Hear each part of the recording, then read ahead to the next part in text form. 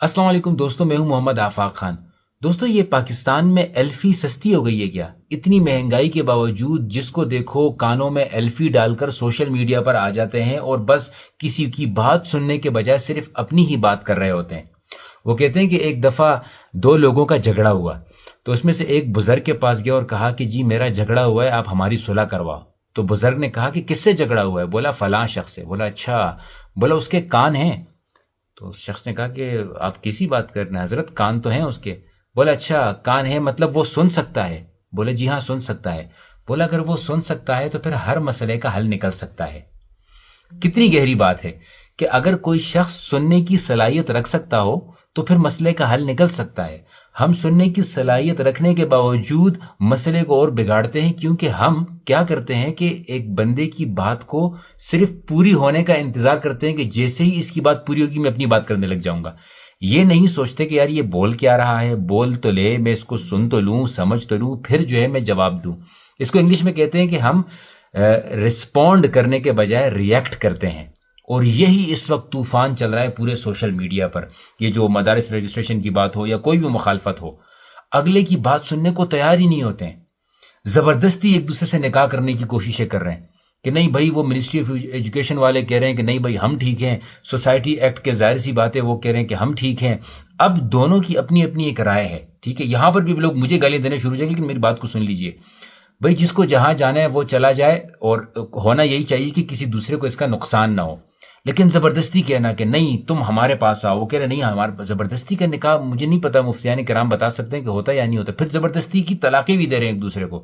मतलब एक बंदा कह रहा है कि भाई मैं उलमा से झगड़ा नहीं चाहता, दूसरा कह रहे हैं कि भाई अगर हम मिले तो हम आपस में मुसाफा करेंगे, हम एक दूसरे के हाथ चूमेंगे, हम सेल्फी लेंगे। वो कहते हैं नहीं नहीं नहीं, ये मुनाफकत कर रहे हैं। मतलब लोगों के मिजाज, मैं अपनी मिसाल देता हूँ। सोशल मीडिया पर ऐसे भी लोग मौजूद हैं जो मुझसे ज्यादा जानते होंगे। मेरी बात करने का मकसद क्या है, मेरी नीयत क्या है, वो मेरे दिमाग में, दिल में आकर बैठ जाएंगे और मुझे बोलेंगे नहीं तुम्हारी नीयत ये नहीं, तुम्हारी नीयत वो है। ओ भाई मुझे पता है मेरी नीयत क्या है। आप तो सिर्फ ज़ाहिरी तौर पर किसी बात को देखकर जज कर सकते हो। ये बात करने का मकसद ये है कि ये जो रजिस्ट्रेशन का मामला इतना गंभीर हो चुका है, देखें इसने हल होना है। इतने बड़े बड़े उलमाए कराम मौजूद हैं, इस मामले ने हल होना है। कोई एक नाराज होगा, लेकिन शायद थोड़ा सा नाराज होगा, लेकिन नाराजगी का मतलब ये नहीं होगा कि किसी और को नुकसान पहुंचाया जाएगा। इस मसले का हल ऐसे होगा कि किसी का मदरसा बंद नहीं होगा और मामलात चलेंगे। बड़ी पावर है उलमा की पाकिस्तान में, आपको इस बात को समझ लेना चाहिए। लेकिन वो इंतहा पसंदी की तरफ नहीं जाना चाहते हैं, वो काम मामलात को ख़राब नहीं करना चाहते हैं, वो आपस में लड़ना नहीं चाहते हैं। वो अलग बात है, कुछ मुनाफिकीन आ जाते हैं, आप लोगों के कान भरने की कोशिश करते हैं। तो यहाँ वैसे तो आपके लोगों के कानों में एल्फी होती है, लेकिन जब कोई नेगेटिव बात कर रहा होता है तो फिर कान जो है वो किसी टनल की तरह खुल जाते हैं और सारी सारी बातें जो है वो अपने अंदर जज्ब कर लेते हैं।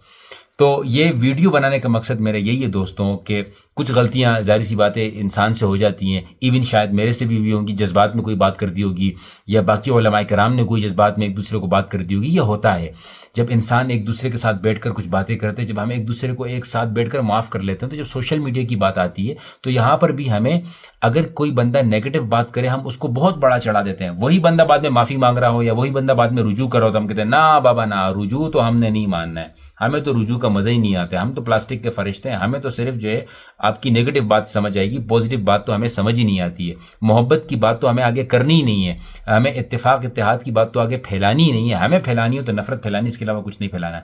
और ये बदकिस्मती से पढ़े लिखे लोगों में भी ये मसाइल आ जाते हैं, क्योंकि ये एक मुनज़्ज़म प्रोपेगेंडा होता है, जहनसाजी इसे कर दी गई है कि हर बंदे के बारे में बदजन हो जाओ। हालांकि इस्लाम इस बात की इजाज़त नहीं देता है। आपको मोमिन के बारे में अच्छा हुस्न ज़न रखना चाहिए जब तक आप उसके शर को न देख लें। जब आपने शर को देख लिया फिर जाहिर सी बात, जब आप थोड़े बहुत बदजन हो जाएं तो वो अलग बात है।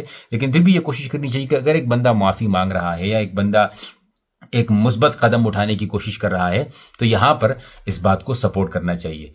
तो आप जिनको जानते हो, जिनके कानों में एल्फी हो, उनको ये बात ज़रूर पहुँचाइएगा और उनसे कहिए कि भैया एल्फी निकालो और पॉजिटिव बातें सुनो, बात को समझो, समझने के बाद रिएक्ट करने के बजाय रिस्पॉन्ड करो।